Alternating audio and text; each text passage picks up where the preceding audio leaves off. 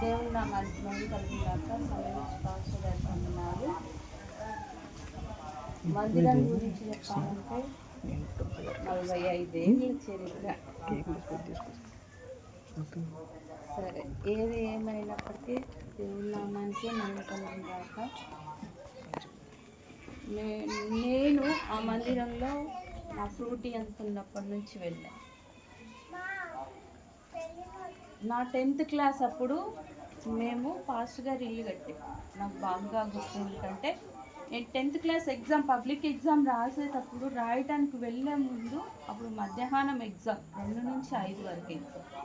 Pastor గారి ఇంటికి నీళ్లు మోసి ఎగ్జామ్ రాయడానికి 2ంటికి ఎగ్జామ్కి వెళ్ళేది. పాస్టర్ గారి ఇంటికి నీళ్ళు మోసి ఆ రాళ్ళు ఎక్కడి నుంచి తీసామంటే ఇక్కడ ఫీల్డ్ ఆఫీస్ దగ్గర బీ టైప్ ఉంటే అది పగలగొట్టేది, అంటుగాలు పగలగొట్టి మేము రాళ్ళు తీసాం. అప్పుడు మా చేతులు అవి ఏంటంటే సైజు రాళ్ళు, చేతులన్నీ కోసుకుపోయాయి. ఇంటికి వచ్చి అన్నం తినడానికి రాకపోయాయి. ఎంత కష్టపడ్డామంటే మస్తు కష్టపడ్డాం అక్కడ. మా సొంత ఇంట్లో కూడా మేము అంత కష్టపడలేదు.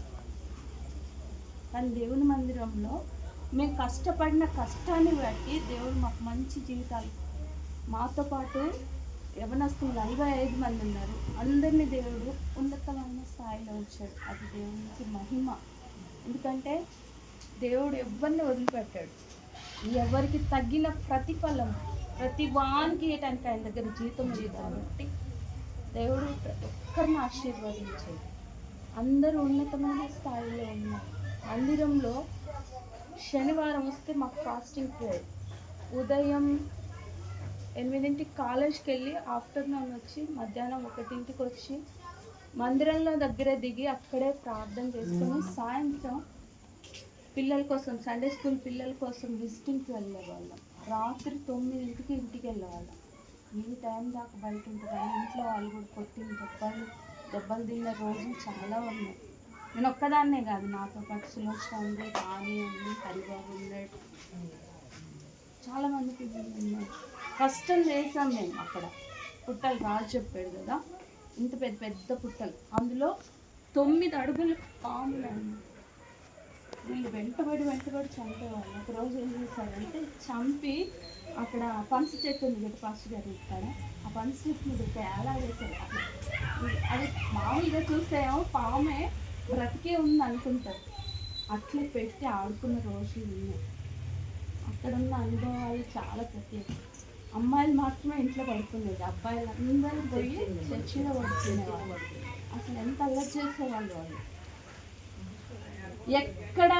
ఎక్కడ మీటింగ్ జరిగినా 45 మంది యవ్వనస్తులు అక్కడ ఉండేవాళ్ళు. అసలు ఎంత గొప్ప ఆరాధనలు జరిగాయి, ఎంత గొప్ప ప్రార్థనలు జరిగాయి. ఈ సాగర్లో మొదట బీబీఎస్ జరిగిందంటే మన బ్యాప్టిస్ట్ చర్చ్లో, మొదటి స్త్రీల కూడిక జరిగిందంటే బ్యాప్టిస్ట్ చర్చ్లో, మొదట యవ్వనస్తుల కూడిక జరిగిందంటే బ్యాప్టిస్ట్ చర్చ్లో, మొదట పబ్లిక్ మీటింగ్ జరిగిందంటే బ్యాప్టిస్ట్ చర్చ్ తరఫున. అలా ఎన్నో కూడికలు, ఎన్నో మీటింగ్లు అలా జరిగాయి. కోతకాల పండుగ కూడా మొదట సంఘంలో జరిగిందంటే మన పైలాండ్లో బ్యాప్టిస్ట్ చర్చ్లో. ఎన్నో మీటింగ్స్, ఎన్నో. దేవుడు అక్కడ ప్రతి నిమిషం ఆయన కార్యాన్ని చేస్తూ వచ్చాడు. పాస్టర్ గారి ఇల్లు అయిపోయింది. పాస్టర్ గారి ఇల్లు డెడికేషన్ రోజు, ఆ రోజు డెడికేషన్ చేయాలి. 3 రోజులు వర్షం కంటిన్యూస్గా పడ్డది. పాస్టర్ గారి ఇల్లు డెడికేషన్ కోసం పాస్టర్ గారు, పెద్ద పాస్టర్ గారిని, సమయం పాస్టర్ గారిని పిలిచారు. 3 రోజులు వర్షం. మన మందిరం కింద నుంచి ఊటలు వస్తాయి, మీకు తెలిసే ఊటలు వచ్చాయి. ఆ రోజు పాస్టర్ గారి ఇంటికి ప్రార్థన కోసం అందరం ఎదురు చూస్తున్నాం. వర్షాలు పడుతున్నాయి, నీళ్ళు ఊరుతున్నాయి. ఎక్కడ పెట్టాలి? చర్చి అంతా, గ్రౌండ్ అంతా నీళ్ళు ఉన్నాయి. ఎట్లా పెట్టాలి, ఏం చేయాలి? దేవుడు అద్భుతం ఆ రోజు ఎట్లా చేశాడో తెలుసా. ఒక్కటే పూటలో ఎండొచ్చింది, అదంతా ఆరిపోయింది. పూటలు ఏమైనాయో తెలియదు. ఆ రోజు ప్రార్థన ఘనంగా జరిగింది. ఎన్నో, 1 కాదు 2 కాదు, ఎన్నో అద్భుతాలు చూసాం మేము ఆ మందిరాన్ని.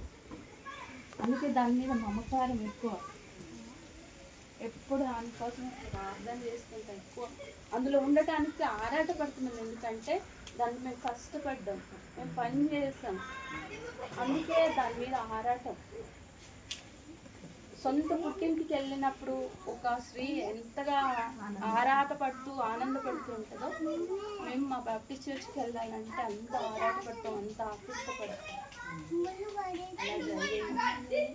అదంతా మొత్తం కంచె ఉండేది, తమ్ముడు వాళ్ళు చెప్పలేకపోయాడు, అంతా కంచె ఉండేది. ఆ కంచెలో నైట్ ప్రార్థనలు జరుగుతుంటే ఆ కంచెలలో క్యాష్ చెప్పలేదు, ఎరకలలో మందిరానికి వెళ్ళి రావడానికి ఇబ్బంది అవుతుందని అప్పటికప్పుడు ఫాస్ట్ గారు 40 రోజులు ఫాస్టింగ్ ప్రే చేశారు. ప్రశాంత్ రాయ్ అని ఉన్నాడు, ఆ అన్నతో కలిసి ఇద్దరు ఫాస్టింగ్ ప్రే చేసి 40 రోజులు ఉపవాస ప్రార్థన చేసినాక చుట్టూ కంచె కట్టడం జరిగింది. తర్వాత కాంపౌండ్ కట్టడం, కాంపౌండ్లో కూడా ఎవ్వరము డబ్బులు పెట్టింది లేదండి, అందరం రాళ్ళు మోసి గోడలు కట్టుకోవడం, నీళ్ళు ఇప్పుడు పైపులు వచ్చాయి కానీ అప్పుడు గీతా మందిరంలో నుంచి మోసేవాళ్ళు. ఆదివారం వస్తే అందరూ ఆరాధనకు వచ్చి నీళ్లు తాగటానికి లేవని సుందర్బాబు అంకుల్ వాళ్ళ ఇంటికాడ నుంచి ఒక బిందె మోసుకొని వచ్చేవాళ్ళం. సండే స్కూల్ పిల్లలు మోసుకొచ్చి అక్కడ పెట్టేవాళ్ళు. ఎన్నో చేసాం అక్కడ. కానీ సుందర్బాబు పాస్టర్ గారు ఉన్నప్పుడు కాలం పడింది, అప్పుడు ఎంతో ప్రయాసపడ్డాక అది చేసేది. ఆ తర్వాత మళ్ళా ఇప్పుడు తిరిగి మళ్ళా మందిరానికి తాళం పడింది. ఎలా ప్రభావ ఏం చేయాలని ఎంతో ప్రార్థన చేస్తున్నాం. కానీ దేవుడు నమ్మదగిన వాడు. మనం అనుకునేది వేరు, మన తలంపులు వేరు, మన ఆలోచనలు వేరు, కానీ దేవుడు గొప్పవాడు. ఆయన కార్యం ఆయన సమయంలో మాత్రమే చేయగల దేవుడు. ఆయన ఆ కార్యాన్ని చేస్తాడు. మళ్ళీ తిరిగి మందిరం అంతా ఒకటి అవుతుందని నా విశ్వాసం. దేవుడు మళ్ళీ తిరిగి నెక్స్ట్ ఇయర్ ఈ మందిర ప్రతిష్ట ఘనంగా దేవుడే జరిగిస్తాడు.